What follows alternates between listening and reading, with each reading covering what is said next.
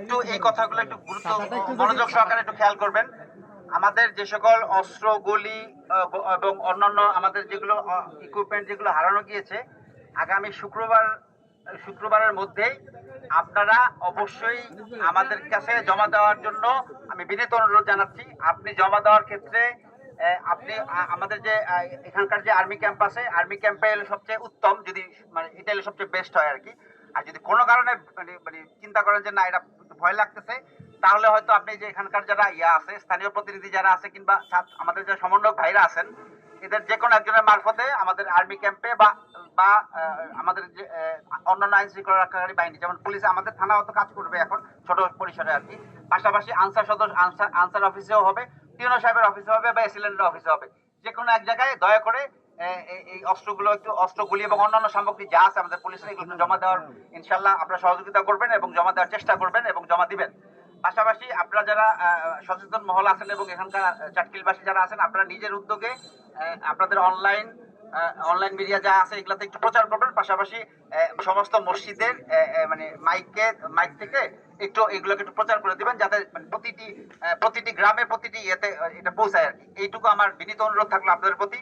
তো আমি আর কথা বাড়াবো না, সবাই ভালো থাকেন এবং আমার জন্য দোয়া করবেন, আমি আপনাদের জন্য দোয়া করবি। আসসালামু আলাইকুম। প্রিয় চাটখিলবাসী, আমি বেশি কিছু বলবো না।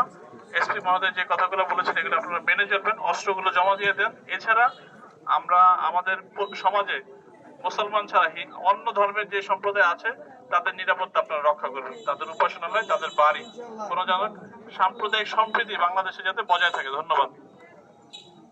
আপনাদের সামনে বক্তব্য রেখেছেন, শুধুমাত্র আপনাদেরকে একটা মেসেজ ক্লিয়ার করে দিচ্ছে, সেই মেসেজটা আমিও আপনাদেরকে ক্লিয়ার করতেছি। থানা থেকে যে সকল ইকুইপমেন্ট যারা নিয়েছেন, তারা যদি শুক্রবারের ভিতরে এই ইকুইপমেন্ট গুলো জমা দেয়, সেটা অপরাধ হিসেবে গণ্য হবে না।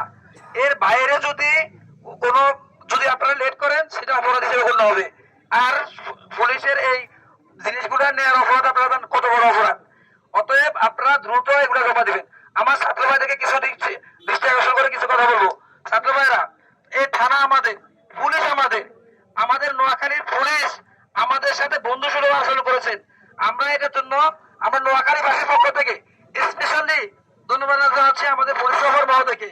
আমাদের স্যার আমাদের ফাঁসে ছিল বিধায় আমাদের উপর একটা বুলেট টোকাও পড়ে নাই। অতএব অন্যান্য জেলাতে ঝামেলা হওয়ার পরেও নোয়াখালী শান্ত ছিল, সুশৃঙ্খল ছিল। অতএব আমি আপনাদেরকে অনুরোধ জানাবো, আপনারা আমাদের পুলিশদের পাশে থাকবেন। পুলিশ হবে এখন থেকে জনতার, পুলিশ হবে রাষ্ট্রের। পুলিশ হবে আপনাদের পাশে থাকবে, আপনারা পুলিশের পাশে থাকবেন। ইতিমধ্যে আমাদের থানাতে প্রবলেম হয়েছিল, বা যাই হোক, আপনারা থানা সংস্কারের জন্য পুলিশকে সহযোগিতা করবেন। আপনারা থানাগুলোকে পুনর্নির্মাণ করবেন। যে কোনো কাজে আপনাদেরকে যেন ডাকলে সাথে পাই, আমি আপনাদেরকে অনুরোধ জানাবো, আপনারা এই ছাত্রীকে ছাত্র সমাজ একসাথে থেকে আবারও সুন্দর করে সাজাবেন। ইনশাআল্লাহ।